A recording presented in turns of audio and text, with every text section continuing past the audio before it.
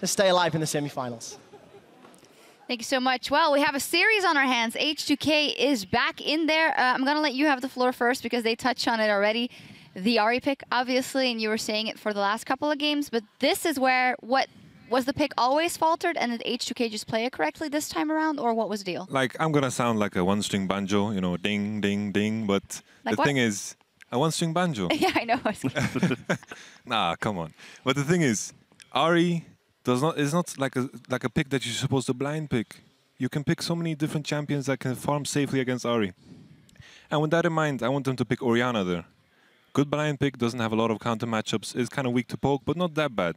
And it would have been good against this Fizz that Mr. Ryu has showed off a lot in the split. To be fair, I think the Ahri pick is just... They thought they have the series already, so they have no reason to show anything else. It's just a best-of-series strategy, basically, where they had, okay, Ahri was doing fine, so we're going to pick it again no matter what. We don't want to show everything, because they still have to play potentially Fnatic or Unicorns. And yeah, I think we might see a change of strategy for EG coming into this game. No more Ahri blind picks, 100%. But the thing is, Dexter, Orianna is not like, ooh, damn, Orianna, I've never seen that before. Yeah, but... You know? Come on. I agree with you, but... Yeah.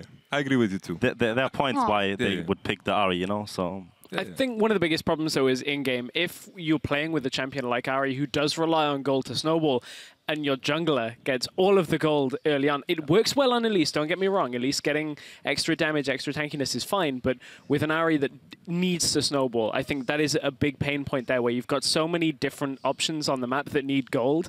If you can't get it spread, it's very difficult to actually play that out. Something that I would like to highlight as well in terms of the compositions is they had a full magic damage comp, similar to what we did against Unicorns of Love in the second game, where we had a full magic damage composition. And if you do not manage to get ahead simply because you pick these magic damage champions just to have stronger matchups, then the enemy team, even though you're even, their gold is going to have more value because magic resistance is just so more valuable against that composition. And also, Fizz is one of the champions that scales the hardest out of any AP mid laners in the game. Yeah, that's it. Oh, yeah, I thought you wanted to jump in before he jumped in there. He got my point already. No problem. So looking at this game, then also the mental aspect, of course, you feel like OG might have more up their sleeves. They just think they had it. I feel like in-game, sometimes it became very solo queue-esque there in the early to mid-game. What do you think that is? Is that overconfidence from the side of OG?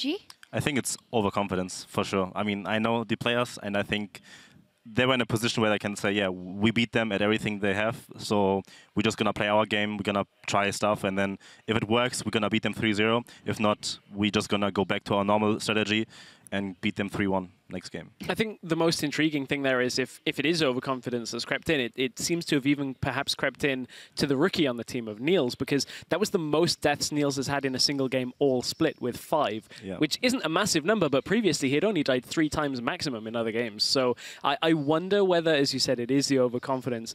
Now, though, is the time where that experience on the rest of the team is going to be necessary to settle it down, because H2K have done this before. Against SK in the 3rd place game, they came back against SK from being 0-2 down, and they took 3rd spot in Madrid. So, I mean, it's not all over yet. No, let's finally take a look at actually a replay that was very deciding in the game, and I think also exemplifies OG's. Well, they didn't pull off here. They could have just peeled off the dragon in this situation, but they decided not to. They could have. This was a tough spot to be in because there was a lot of back and forth before this, but Peke being off the map at this point is such a big factor here, because Amazing can't do enough on his own in this fight.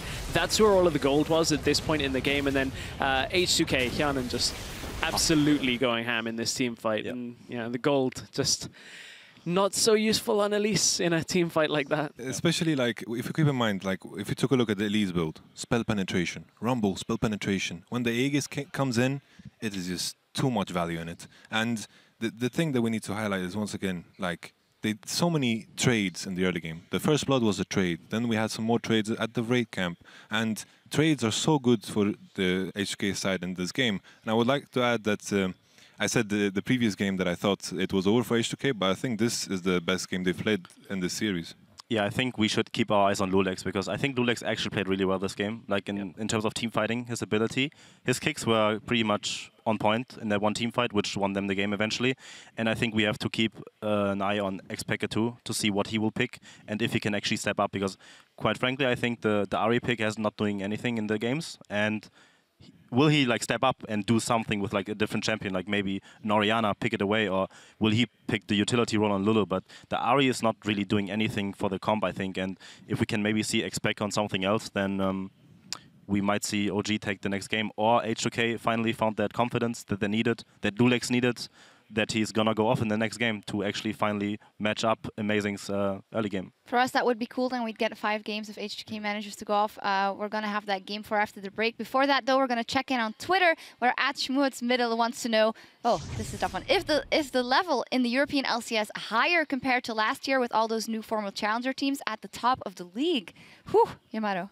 I would like to say that obviously season after season, the game is going to progress and every team is going to progress. So I think drawing that comparison is harder, but I do feel that there's more talent, like individual talent in the scene than there was before. We always had these names that everybody recognized that have been there from the start, and I think this new talent is taking a good place in the LCS. There was something very interesting you said when we selected this tweet.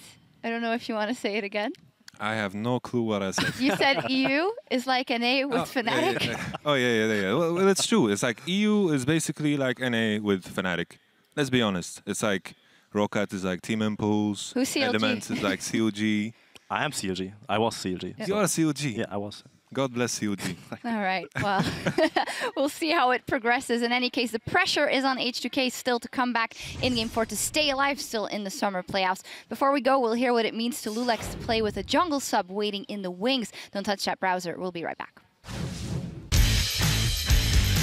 Having a jungle sub in the team, it puts a bit of pressure on me to perform.